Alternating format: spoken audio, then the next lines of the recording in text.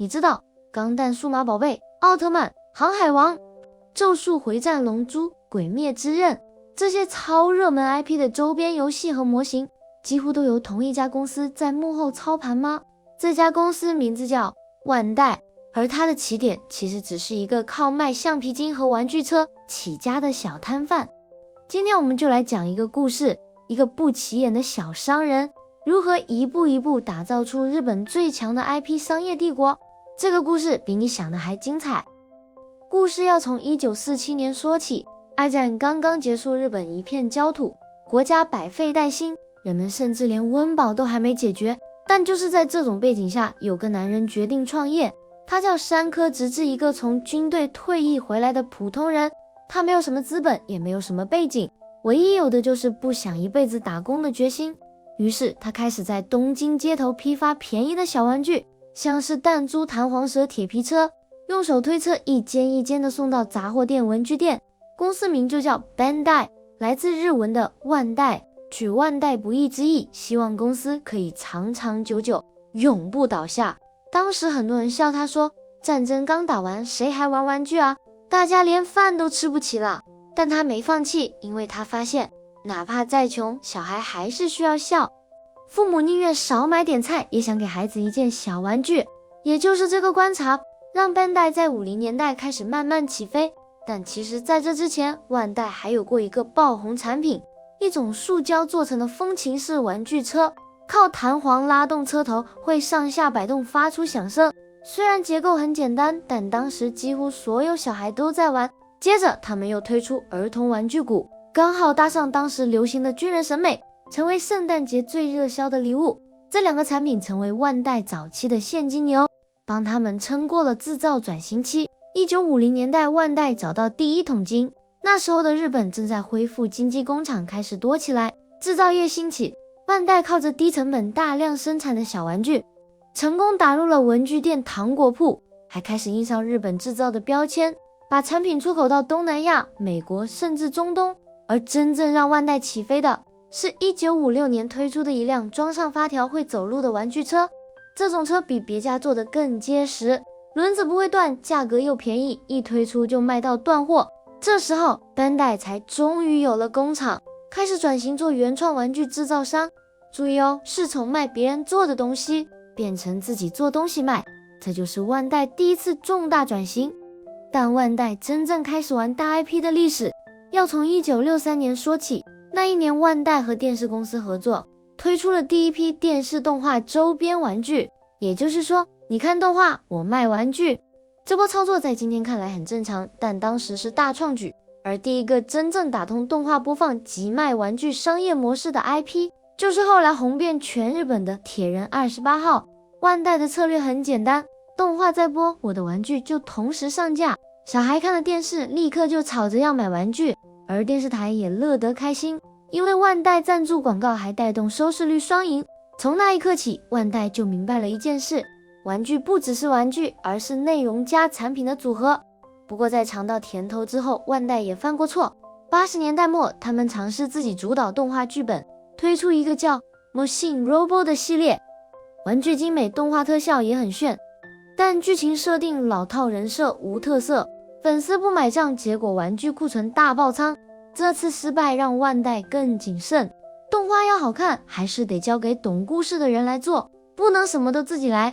这也是后来整个日本角色商法的源头。进入1970年代，万代遇上了更大的机会，超级英雄热潮，假面骑士、宇宙刑事、战队系列一波接一波，电视台播什么万代就做什么玩具。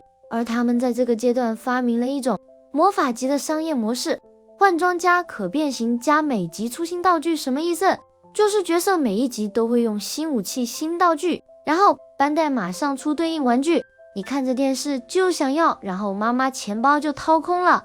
这就是日本变身系玩具的黄金年代，Bandai几乎垄断了整个市场。它除了搭上英雄热潮，还有一个低调但影响深远的发明——扭蛋嘎恰潘。它将便宜的塑料玩具放进一个透明的蛋壳，并随机销售。这个看似简单的发明，让小孩每次都带着惊喜消费，成功把小零食旁的玩具变成了一种全新的收藏文化。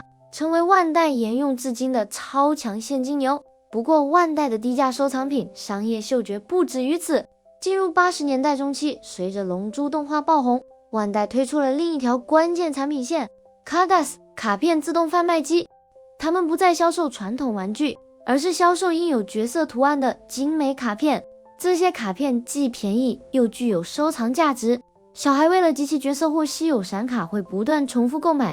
万代成功的将 IP 变现拓展到了集换式卡牌领域。Cardas 业务与高达模型英雄玩具一起，构成了80年代万代强大的3大现金流支柱，为其后来的角色帝国打下了坚实的经济基础。然而80年代的万代并非没有痛点，尤其是他们在游戏领域初尝败绩。当任天堂的 Famicom 红白机风靡日本时，万代迅速授权了大量自家 IP 如高达假面骑士去制作游戏，但由于开发经验不足，大部分作品质量粗糙，被玩家戏称为角色游戏 Pure Regi， 意思是只靠角色 IP 支撑，内容根本不好玩。这次失败让万代明白，游戏内容必须和玩具一样由最专业的人来做，不能只想着快速变现 IP。这个教训让他们在后来的游戏业务上选择了合作与授权，而不是自己主导开发，直到他们找到 Namco。 不过真正让 Bandai 成为国民品牌的是1979年机动战士高达的诞生。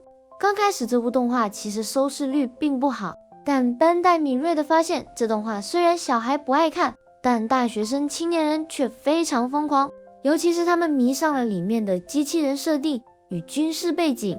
Bandai 立刻做了一件大事，推出高达模型 Gunpla， 让粉丝自己动手组装。这完全不同于以前的儿童玩具，而是第一种面向青少年和大人的模型产品。你不是买来玩的，而是买来组的、展示的、收藏的。结果你猜怎么着？ Gunpla 一出，全日本模型店暴动，排队买货，第一年销量就破1000万盒。不过他们也不是每次都成功。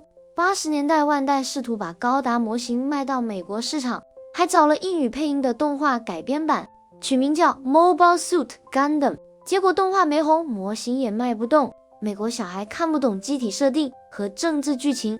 这次尝试让万代意识到 IP 跨国传播不是翻译就够，还要理解文化语境。不过这个教训也埋下伏笔，20年后他们会再战美洲市场，而这一次他们准备得更好。万代不止赚钱，还开创了全新的成人向模型文化。也就是从这时候开始，班代不再只是儿童玩具商，它开始变成一个内容动画、角色模型、游戏版权、玩具全包的 IP 公司。为了扩大影响，班代在1980年代开始大举并购，成立班代 Visual、班代 Music、班代 America， 还开了自己的动画制作公司 Sunrise。 没错， Sunrise 就是后来制作高达系列、城市猎人、犬夜叉的那家公司。班代已经不是过去那个街边卖弹珠的小摊贩了，而是一个完整的角色帝国。但你以为他们就此高枕无忧了吗？错，接下来几十年，万代也经历了不少翻车惊吓，还有绝地反击。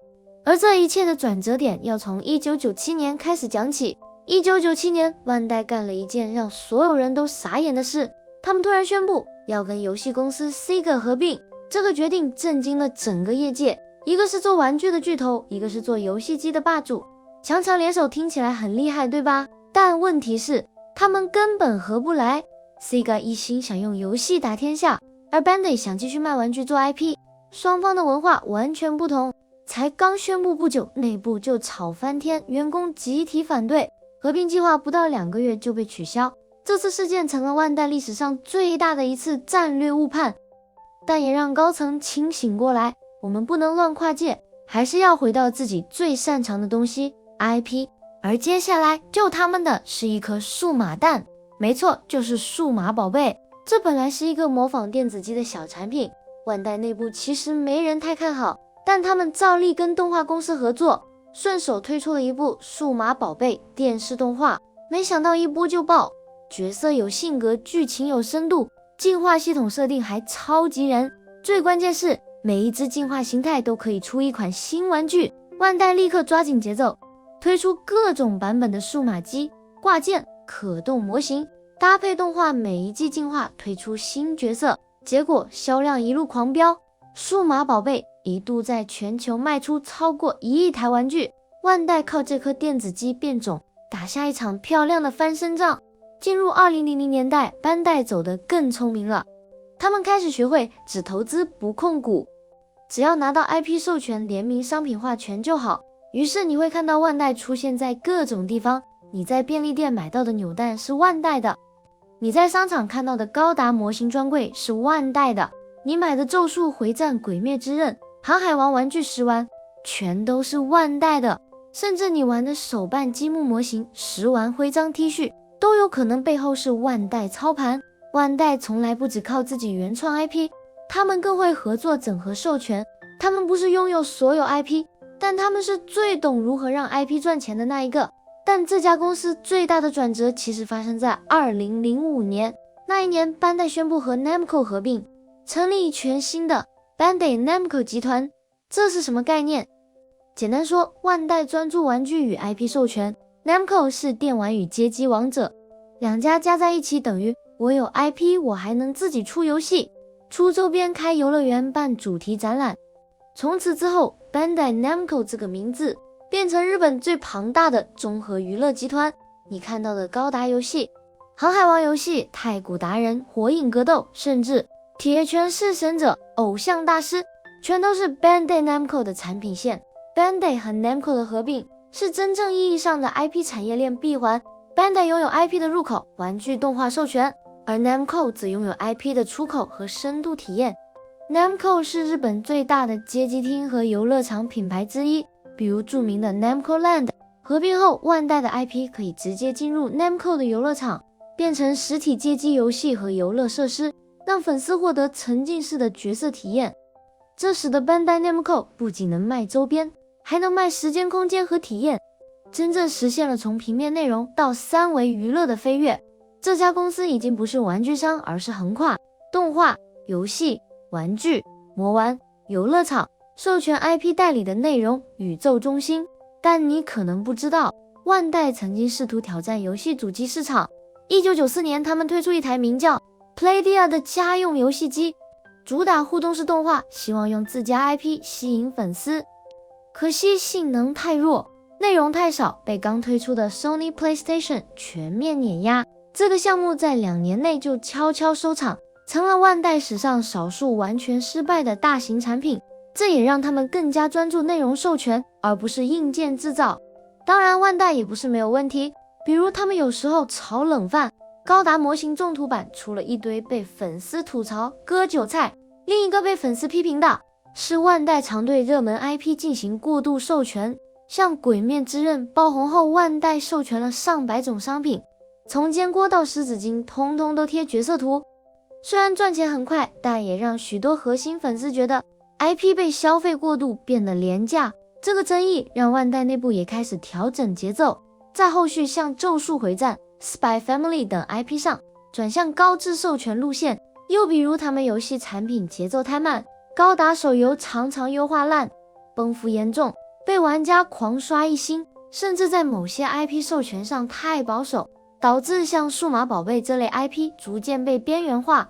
还有近年很多 IP 玩具过度联名，质量参差不齐，让老玩家觉得万代太商业化，但他们依然是市场的王者。更令人惊讶的是，2020年疫情爆发期间，万代的营收居然逆势成长。因为居家时间变多，大家开始买模型扭蛋收藏品排解压力， Gunpla 甚至一度全球缺货。他们也快速调整生产链，推行线上模型教室、直播组装会，成功抓住粉丝粘着度，展现了极强的适应能力。因为他们掌握了日本乃至亚洲最大的 IP 资源流通渠道。别人可能有一个强 IP， 但万代有100个。别人能做玩具，万代能做整套生态。他们有完整的 IP 商品链条，也有最懂粉丝的运营方式，而且他们还在不停进化。2000年代末，万代注意到一群80后长大了，还想买小时候的玩具，于是他们成立了 Tamashii Nations 部门，专门服务成人市场，推出可动性极高、精致度接近艺术品的角色模型，像是 SH Figuarts 系列、Metal Build 的高达超合金魂。这些产品价格动辄上万，目标客群直接锁定有钱但怀旧的大人。这个策略奏效，不止让粉丝掏腰包，还变成一种身份认同。最近几年，万代推出魂 Nations、Tamashii eLab、超合金魂等高端系列，专攻成年收藏市场。一只高达模型可以卖上万日元，粉丝照样排队买。他们也在全球各地开设高达基地、扭蛋之声、万代玩具展，打造沉浸式体验来扩大影响。有趣的是，万代虽然和 Nintendo 没正式结盟，但合作项目却不少。